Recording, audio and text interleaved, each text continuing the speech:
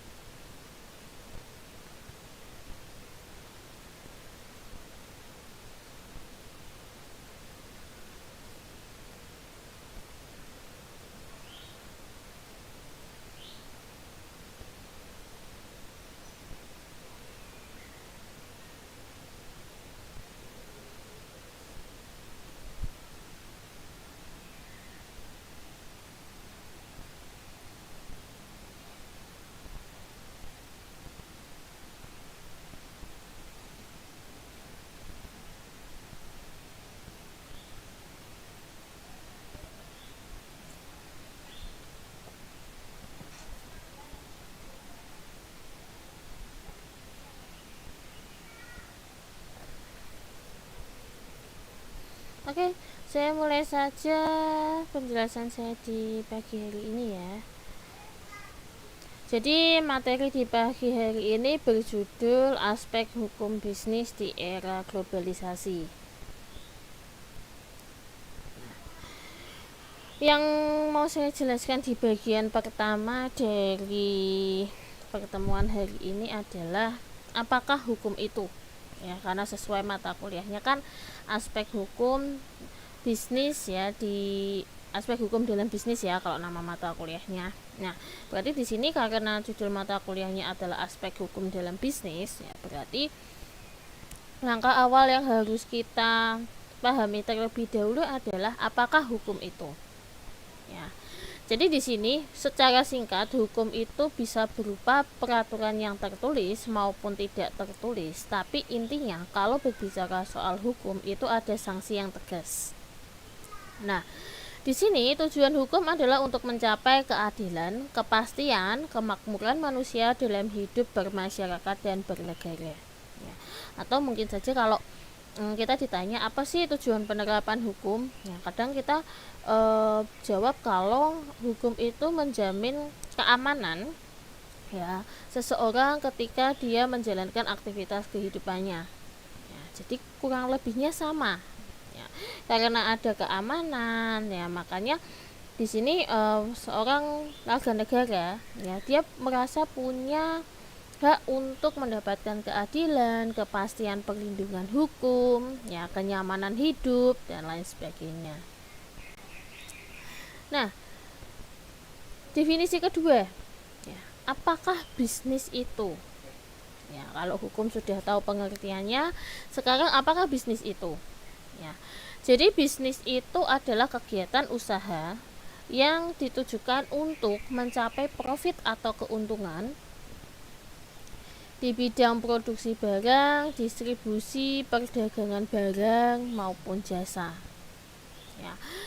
Jadi kalau di zaman sekarang ya, kita bicara bisnis itu tidak melulu oh saya harus punya pabrik, saya harus punya toko, saya harus punya ruko dan sebagainya ya. Tapi di zaman sekarang ya, kalau misalnya modal kita pas-pasan sekalipun kita bisa memulai dengan bisnis online. Kemudian definisi yang ketiga, ya, apakah hukum ekonomi itu. Ya, jadi kalau mungkin selama ini kita taunya hukum itu secara umum ya, ada pidana, ada perdata. Nah, sekarang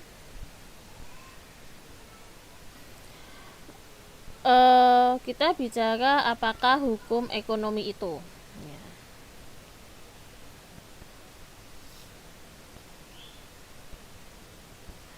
Nah, ekonomi berasal dari istilah oikos ya. Oikos itu adalah artinya rumah tangga, dan nomos itu artinya mengatur. Ya, jadi ekonomi itu artinya mengatur rumah tangga agar tercapai kesejahteraan hidup. Nah, di sini hukum ekonomi adalah hukum yang mengatur distribusi atau pembagian sumber-sumber daya agar tercapai kesejahteraan yang berkeadilan. Ya, jadi hukum ekonomi itu secara spesifik ya, dia mengatur distribusi atau pembagian sumber-sumber daya yang ada.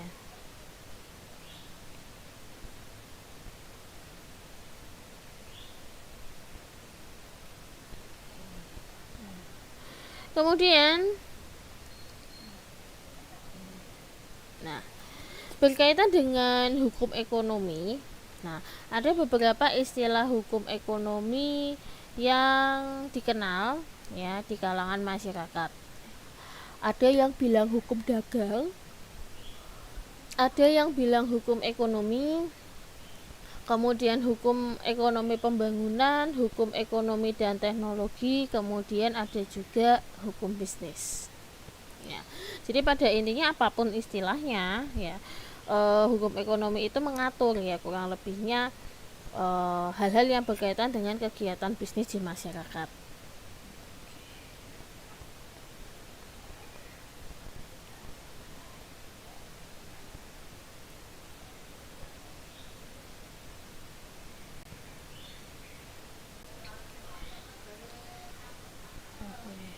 Kemudian ya, pergeseran hukum dagang menuju hukum ekonomi ya. Jadi kalau tadi salah satu istilah yang dikenal itu adalah hukum dagang. Nah, jadi hukum dagang itu adalah hukum yang berkaitan dengan ekonomi ya, yang pada mulanya ya itu dimulai dari hukum dagang. Kemudian dari hukum dagang berkembang ke hukum ekonomi, dari hukum ekonomi berkembang menjadi hukum bisnis. Nah, di sini kalau hukum dagang itu kaitannya dengan KUHD. KUHD itu adalah Kitab Undang-Undang Hukum Dagang. Nah, di sini hukum dagang itu mengatur segala ketentuan yang langsung tidak langsung berhubungan dengan perdagangan. Nah, kenapa hukum dagang itu dikembangkan kembali menjadi hukum ekonomi? Ya, karena di sini hukum dagang itu tidak bisa mengikuti perkembangan ekonomi yang semakin cepat, ya, kompleks dan unpredictable.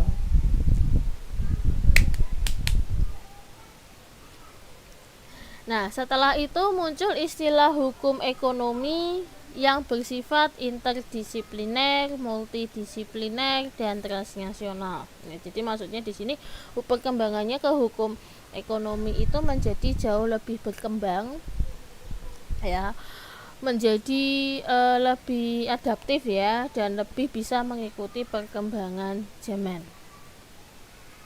Nah, kemudian ketika hukum ekonomi itu masih dirasa ya kurang bisa mengikuti perkembangan zaman. Nah, di sini ada perkembangan hukum ekonomi ke hukum bisnis.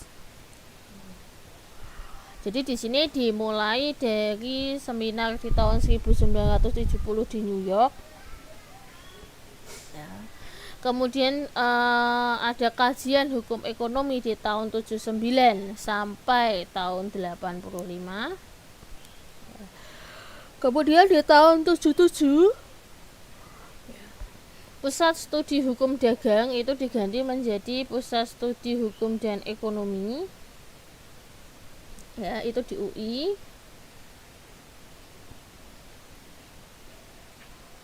Kemudian yang terakhir ya, mulai hukum bisnis itu dikenalkan atau masuk ke ranah perkuliahan dan menjadi salah satu mata kuliah yang banyak diterapkan di beberapa universitas.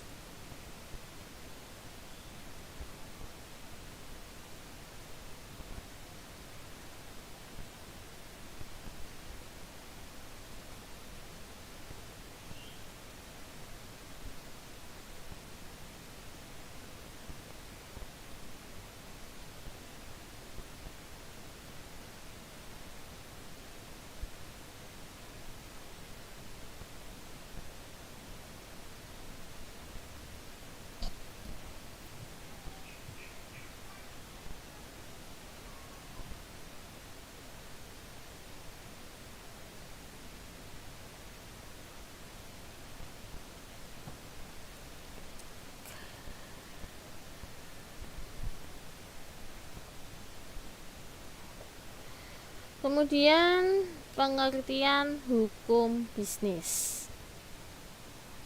Nah, jadi di sini ketika sudah ada pergeseran ke hukum bisnis, nah, dan salah satu prinsip bisnis itu adalah rasional maximizing, ya, atau mendapatkan keuntungan sebesar-besarnya untuk mendapatkan keuntungan sebesar-besarnya dengan memanfaatkan sumber daya yang ada. Nah, jadi di sini hukum bisnis itu menjembatani atau mengupayakan supaya ketika pengusaha atau bisnis itu berjalan dengan pola pemikiran profit oriented, ya, bahwa gimana caranya itu saya bisa mengeruk atau mendapatkan keuntungan yang sebanyak-banyaknya. Nah, jangan sampai saya sebagai pengusaha atau ketika memiliki bisnis itu saya menjalankan dengan cara-cara yang ilegal atau dengan cara-cara yang tidak baik yang menghalalkan segala cara. Ya, jadi hukum bisnis itu kurang lebihnya mengatur, ya, kepastian hukum, ya, dan perlindungan hukum, ya, bagi pihak-pihak yang berkaitan dengan bisnis atau usaha tersebut. Nah, apa saja sih ruang lingkup hukum bisnis? Ya, jadi ruang lingkup hukum bisnis itu sangat banyak sekali. Ya, di sini kalian bisa baca ya. Mulai dari kontrak, ya, bentuk kontrak yang sah itu seperti apa? Harus ada materai dan lain sebagainya. Ya. Bentuk organisasi bisnis, ya, kemudian pasar modal sampai ke asuransi, perpajakan maupun pengangkutan. Ya, jadi kurang lebihnya apa yang mau kita pelajari di satu semester ini kalian bisa membaca di slide ini. Kita akan bahas mulai dari kontrak bisnis, ya, sampai yang terakhir.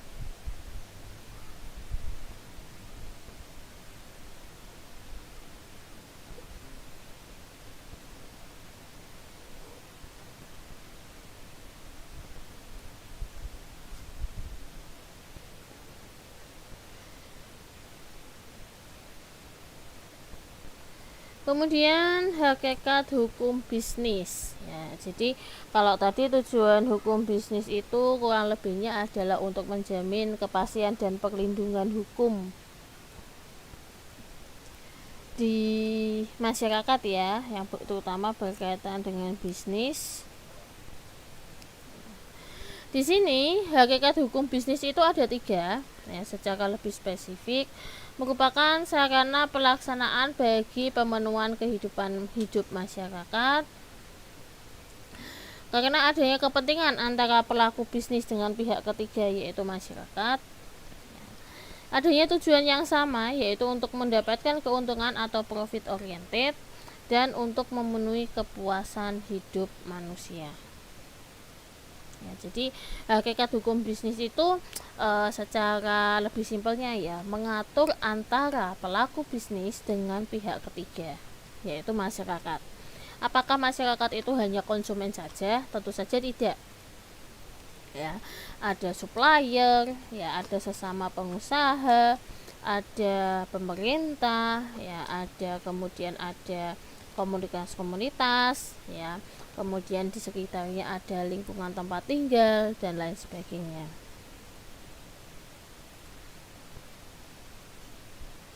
Kemudian prinsip-prinsip bisnis, ya, kapan suatu usaha atau suatu tindakan itu digolongkan sebagai bisnis, ya, jadi yang pertama karena adanya kegiatan ekonomi, ada keuntungan yang menjanjikan, kemudian yang ketiga terpenuhinya syarat-syarat perjanjian.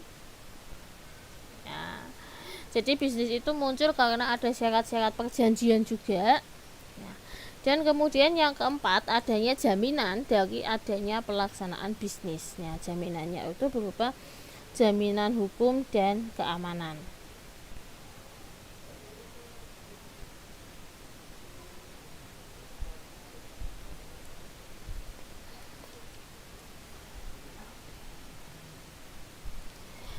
Kemudian apakah dasar diberlakukannya hukum dalam kegiatan bisnis atau kenapa kegiatan bisnis itu perlu dilindungi dengan hukum, terutama hukum bisnis? Ya. Tujuannya pertama adalah dapat memberikan kepastian hukum. Yang kedua, dapat memberikan kesebandingan hukum. Yang ketiga, dapat memberikan perlindungan hukum bagi para pihak yang terkait. Dan yang keempat, dapat diterapkannya prinsip-prinsip penegakan hukum, ya karena ada landasan hukum yang kuat.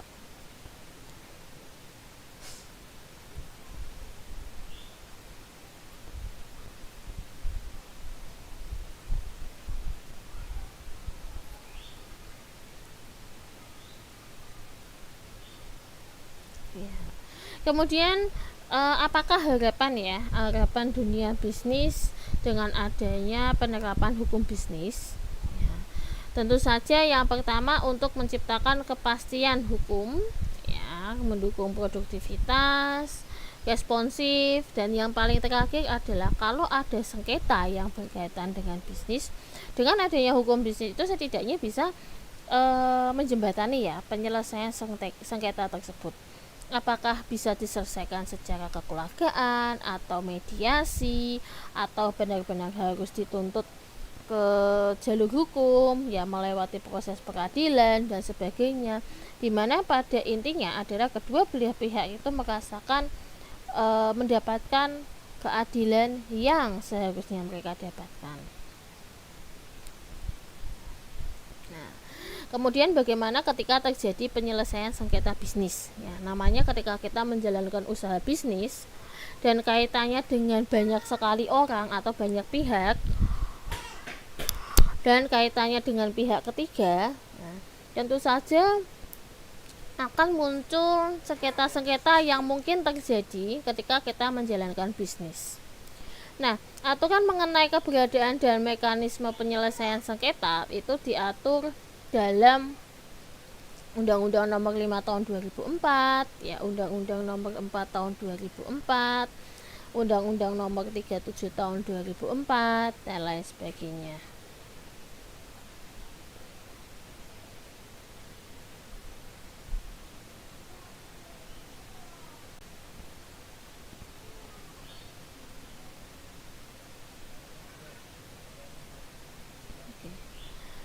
Kemudian selanjutnya ya kaitan hukum bisnis internasional ke dalam hukum bisnis Indonesia. Jadi hukum bisnis yang diterapkan di Indonesia itu juga mengadopsi ya beberapa peraturan hukum bisnis internasional yang sebelumnya sudah ada. Ya, jadi mengadopsi dan menyesuaikan dengan semua peraturan-peraturan yang berlaku ya secara internasional.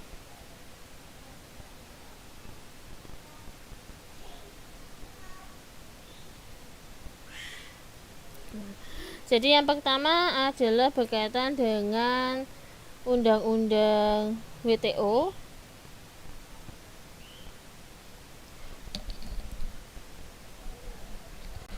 Kemudian ada GATS, ada TRIPS, ada TRIM, ya, kemudian APEC, perjanjian AFTA maupun CAFTA.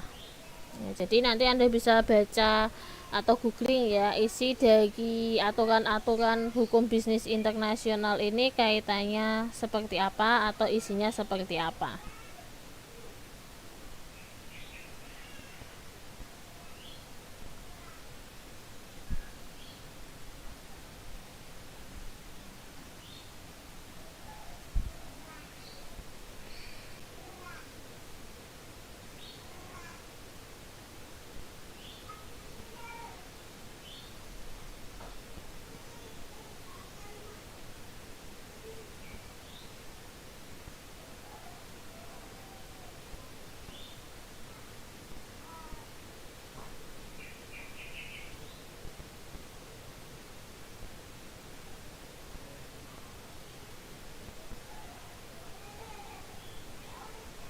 Nah, kemudian selanjutnya ya, apa pengaruh globalisasi terhadap hukum bisnis? Ya, jadi globalisasi itu apa sih? Ya, jadi globalisasi itu intinya secara simpel adalah bahwa ketika kita menyebut globalisasi berarti tidak ada batasan ya untuk hubungan antar negara.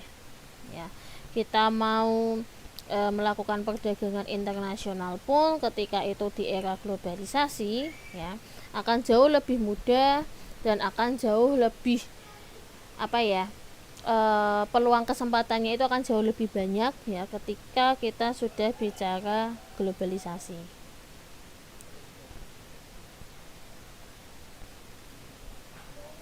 Nah, kemudian di sini masih pengertian globalisasi. Nah, fenomena globalisasi ya. Ketika bicara globalisasi berarti ada arus etnis ya di mana banyak warga negara asing yang mungkin masuk dan bekerja di Indonesia, sebaliknya banyak WNI juga yang bekerja di luar negeri. Kemudian ada arus ide ya atau inovasi atau pemikiran-pemikiran yang mungkin bisa kita dapatkan ketika kita berhubungan dengan para pengusaha di luar negeri. Arus teknologi, arus media, dan arus keuangan. Ya. Nah, karena ada 5 arus ini, arus etnis, ide, teknologi, media, dan keuangan. Nah, semakin memperbesar kemungkinan adanya permasalahan-permasalahan dalam bisnis internasional ya, karena adanya arus keluar masuk yang sangat banyak atau sangat intens ya yang terjadi di sini. Nah, oleh karena itu kita memerlukan yang namanya hukum bisnis maupun hukum bisnis internasional. Ya, tujuannya untuk menjamin kepastian hukum ketika kita bertransaksi dengan para pengusaha yang ada di seluruh dunia.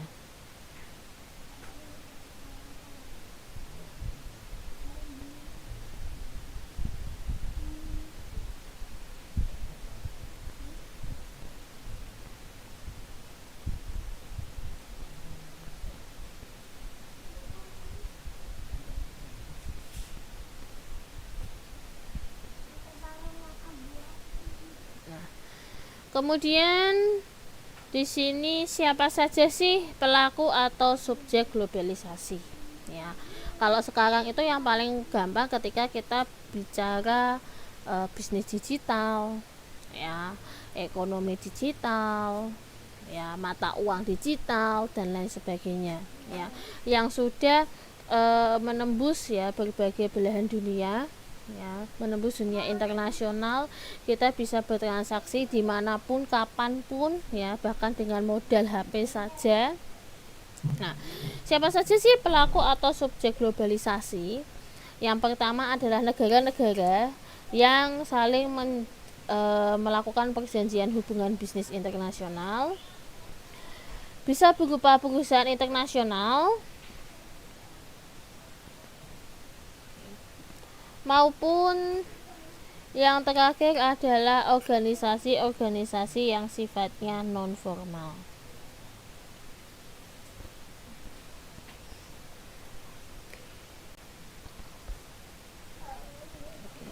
Kemudian, kalau sudah bicara globalisasi di bidang ekonomi, nah, kira-kira globalisasi di bidang ekonomi itu kaitannya dengan apa? Kaitannya dengan globalisasi produksi, pembiayaan, tenaga kerja, jaringan informasi, dan perdagangan.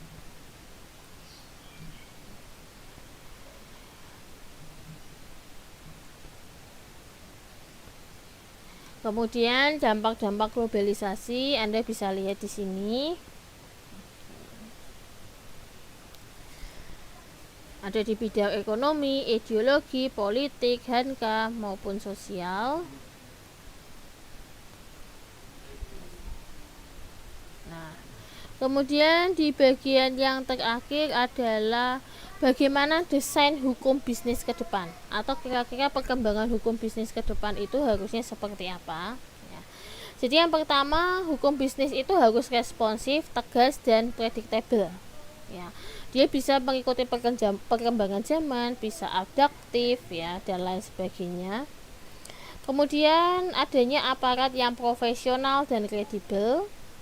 Kemudian budaya hukum masyarakat yang produktif, dan ada komitmen kuat dari para pemimpin negara untuk menjadikan hukum sebagai landasan dan mercusuar pembangunan ekonomi, ya. Jadi kalau di Indonesia mungkin untuk perkembangan hukum bisnisnya itu masih harus banyak ya yang diperbaiki, yang disempurnakan maupun yang direvisi, ya.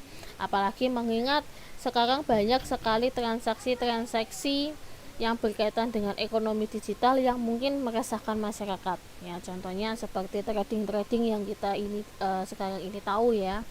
Nah, seharusnya dengan adanya kasus-kasus seperti ini, pemerintah itu harusnya peka untuk menjembatani, ya, atau memberikan landasan hukum bisnis yang lebih baik kepada masyarakat. Oke, mungkin itu saja yang bisa saya sampaikan di pagi hari ini, ya. Mohon maaf karena saya belum bisa live di jam 8 tepat, ya, karena dikarenakan saya ada dinas pekerjaan di luar pagi hari ini. Daripada nanti mata kuliahnya kosong dan sebagainya, saya mulai lebih awal. Akan tetapi nanti untuk link videonya tetap akan saya share di jam 8 pagi. Jadi jangan lupa untuk absen disiakan, dan jangan lupa untuk mengecek absennya apakah sudah betul-betul tercatat atau belum. Oke, kita akan ketemu lagi minggu depan, ya. Saya berharap di minggu depan saya sudah tidak ada halangan pekerjaan lagi di pagi hari ini, sehingga di minggu depan saya sudah bisa live lagi. Oke, sekian dari saya untuk pagi hari ini. Terima kasih dan assalamualaikum.